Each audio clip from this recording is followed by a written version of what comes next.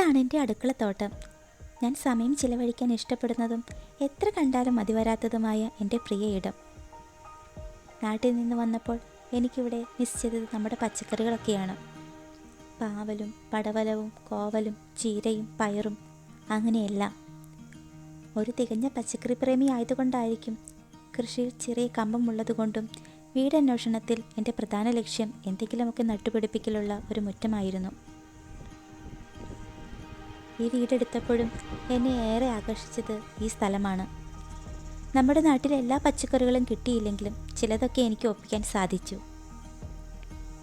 അതിലൊരു ഉദാഹരണമാണ് കേരള ഫുഡ് കഴിക്കാനുള്ള യാത്രയിൽ ഒരു കൊച്ചു കടയിലെത്തിയതും മുറ്റത്ത് നിന്ന് ചുവന്ന ചീരകളിൽ കണ്ണുടക്കിയതും കടയിലെ ചേട്ടനോട് ഒട്ടും നാണമില്ലാതെ ചീരവിത്ത് ചോദിച്ചതും.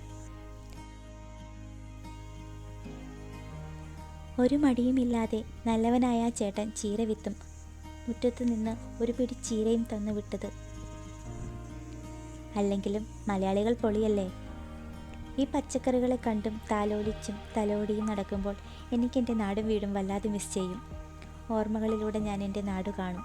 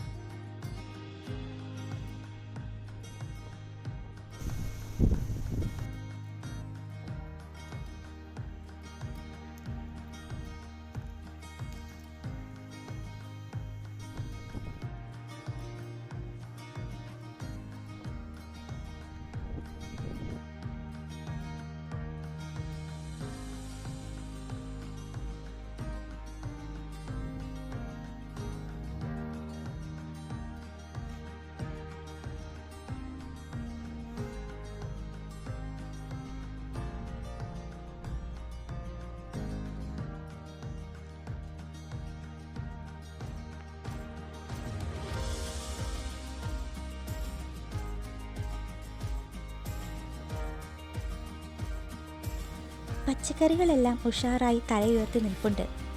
പക്ഷേ ഈ സന്തോഷമൊക്കെയും കുറച്ച് നാളത്തേക്കേ ഉള്ളൂ കേട്ടോ. സമ്മറിൽ മാത്രമേ ഇതൊക്കെ നടാൻ പറ്റൂ. ഇവിടെ ഓരോ സമയത്തും ഓരോ പച്ചക്കറികളാണ്. നമ്മുടെ നാട്ടിലെ പച്ചക്കറികളൊന്നും എല്ലാ സമയത്തും ഇവിടെ വളരില്ല. വിൻ്ററായി കഴിഞ്ഞാൽ വളരെ പാടാണ് ഇവ വളരുക. ഈ തണുപ്പിനെ പ്രതിരോധിക്കുവാൻ നമ്മുടെ പാവം പയറിനും പാവലിനും ഒന്നും വയ്യാത്തത് കൊണ്ടാകും. അതോ തണുപ്പിൽ മണ്ണിൽ പുതച്ചിറങ്ങുവാൻ ഇഷ്ടമുള്ളത് കൊണ്ടാണ്.